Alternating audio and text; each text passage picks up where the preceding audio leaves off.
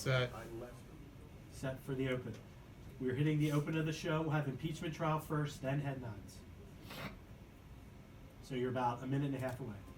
Coverage you can count on continues. This is WGAL News 8 at 5. It is therefore ordered and adjudged that the said Donald John Trump be, and he is hereby, acquitted of the charges in said articles. A historic day as President Trump is acquitted at his impeachment trial in the U.S. Senate.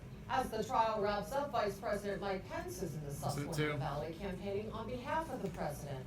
Good evening, everyone. I'm Kim Lemon. And I'm Ron Mark.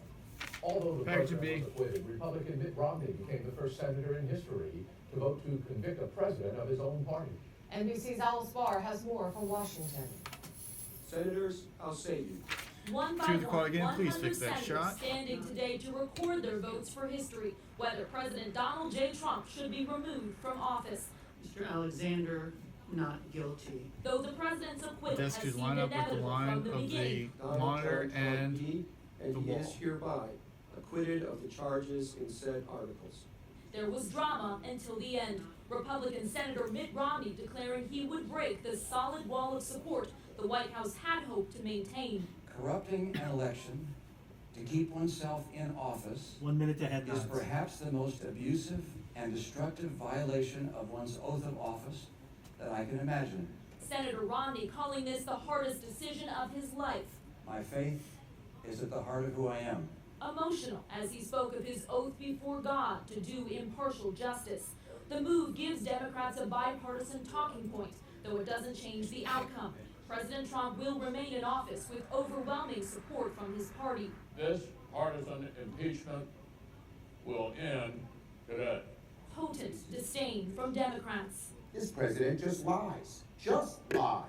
The lack of unity starkly clear in last night's State of the 20 Union away from that head began nods. with the president turning away from House Speaker Nancy Pelosi's proffered handshake and ended with the speaker tearing up his speech. Last night did not give me the encouragement we need. We need to unite the country. A country facing even more political divisions as the election year gets underway. Set two. Alice Barr, Set for NBC head News, nods. Washington.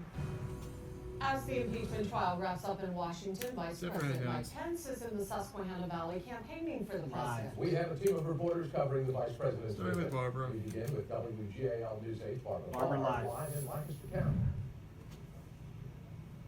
Well, Ron, on this historic day, politically, shows you how just how important the Susquehanna Valley is to the Trump-Pence administration. Mike Pence visiting the Linden Diner on an unannounced And that's stop the here scene. in Lancaster around 3 o'clock. We were the only TV station invited inside to report his visit as he met the diner's owner, as well as customers.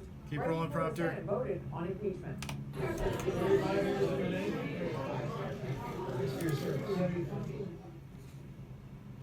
The vice president meeting with a Sutton D. longtime Navy 3-centered. veteran inside the diner. He stopped at every table, chatting with customers, shaking Meredith, you're hands, as next. well as taking pictures.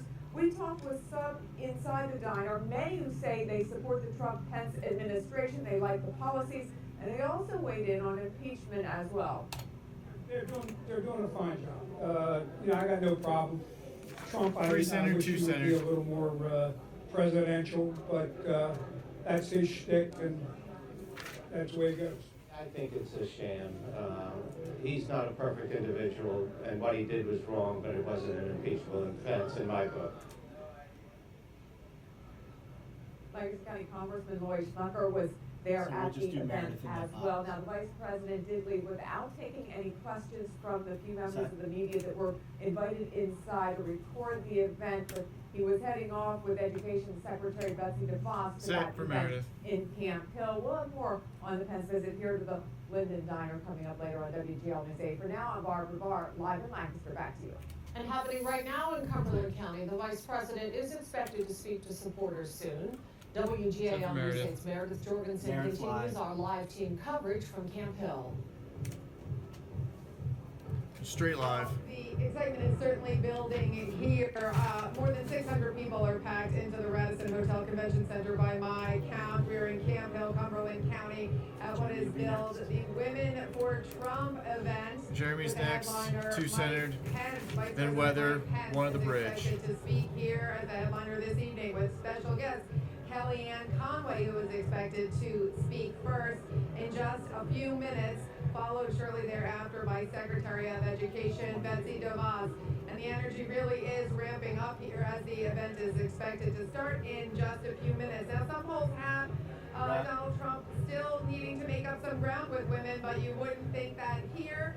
The room is packed with women, men, young and old, and children, and it's really starting to step off here in just a little bit. We'll be here for the whole event and bring it to you when it gets underway. That's what it is here. I'm Meredith Jorgensen in Cumberland County, WGAL News 8.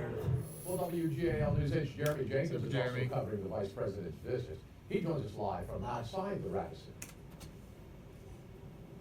Ron, for hours, people filled the block here outside of the Radisson, just standing and waiting to show their support for the Trump administration. While many of them are now seated or standing inside, if you take a look at your screens now, this is video as those hundreds of people were standing outside. You can see many of them had signs and were wearing hats showing their support for President Trump and Vice President Pence. We even spoke to a few of them who came from neighboring counties and even other states who simply wanted to show their support by attending tonight's event. He's the leader of our country. He's the United States president, and we as Americans need to support and respect the office. That's it. A number of others just wanted to next. express their gratitude to President Trump and Vice President Pence, as well as their excitement about tonight's event. Live in Camp Hill, I'm Jeremy Jenkins, WGAL News 8. A live look across the Susquehanna Valley So using one. some of the News 8 sky cams. A mostly cloudy day with temperatures around 40 degrees. Chief Meteorologist Joe Calhoun's here with our first check on the storm team forecast. Yeah, first thing you notice today, it was much colder than yesterday by about a good 15, 20, even 25 3 degrees. box Kim, It was 2 shot, right 2 at the near quad. That 40-degree mark, give or take a few degrees. You notice a few spots in the mid-30s off to the north. There is a winter weather advisory overnight tonight and goes until 10 o'clock in the morning, mainly from I-81 north and westbound. Nothing on the radar right now, but the Weather Service is being a little cautious. There is some precipitation going to move back in as we go through the evening and overnight tonight. Well, mainly what we think you're going to experience is just kind of a cold break. There may be pockets as we get in the northern counties, even a little closer up toward Lewistown, of maybe a little freezing rain overnight tonight, but we don't expect it to be a widespread problem. Temperatures overnight and near 40 by tomorrow morning. More rounds of rain coming our way into Friday. A little bit of a colder weekend, but certainly nothing frigid on the horizon. It's still above average temperature-wise. I'll have more details coming up with it. Carlisle police are investigating an arson at the Salvation Army. It happened just before midnight last night. Police say 2 people set the fire in a shed. A vehicle and the property around the shed were damaged. The Salvation Army tells us that the shed would be used occasionally to serve donuts at events. A 68-year-old man has died in an apartment house fire in Boiling Springs, Cumberland County. Several others managed to escape. WGAL News 8's Ed Weinstock has more. The Red Cross is helping 8 residents of the apartment building. It was a frightening experience getting out. The poor girl on the 3rd floor, I don't know how we got. I see this next 3 shots, A B, C, fire and A. escape was the only way to get out from the 3rd floor apartment. Residents of other floors made their way through the smoke. On the 2nd floor, firefighters found 68-year-old Larry Weinbrenner in his bedroom. He died in the fire. We opened that door and there was heat and flames and smoke come pouring out of there. Fire officials believe the fire started in the apartment where the man died. It was smoking, it was pretty blazing. The cause of the fire is still under investigation. Officials say the building is uninhabitable. In Cumberland County, Ed Weinstock, WGAL News 8. Coming up next. School choice, it's a big issue. President Trump commented on Pennsylvania's governor last night during the State of the Union. I'm Ann Shannon at Carlisle High School. We'll talk to both sides of the issue coming up. A Lancaster County family finds their home for sale online, but here's the problem. They're not selling it. It's being used as bait in a possible scam. I'm on your side consumer investigator Brian Rose. I'll have that story coming up. Just because of the welcoming cities, people conflate that with being a sanctuary city. After President Trump slams sanctuary cities in his State of the Union address, the Lancaster mayor's office is explaining the difference between that and a welcoming city. I'm Caitlin Smith here, how Lancaster handles undocumented immigrants. Clear. Okay, we are clear. 2.5